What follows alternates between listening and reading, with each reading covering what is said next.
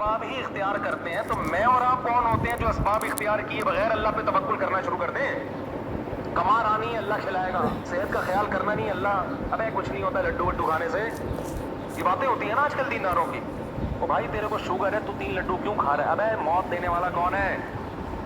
اللہ ہے. زندگی موت لڈو کے ہاتھ میں نہیں ہے. زندگی موت کس کے ہاتھ میں ہے؟ لڈو.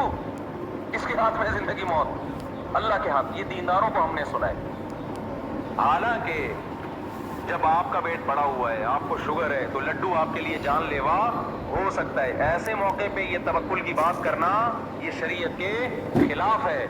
اللہ بھی اسباب ہی اختیار کرتے ہیں تو میں اور آپ کون ہوتے ہیں جو اسباب اختیار کیے بغیر اللہ پہ توکل کرنا شروع کر دیں؟ کمار آنی ہے اللہ کھلائے گا، صحت کا خیال کرنا نہیں اللہ، ابے کچھ نہیں ہوتا لڈو وڈو کھانے سے.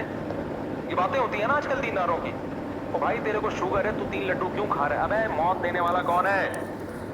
اللہ ہے. زندگی موت لڈو کے ہاتھ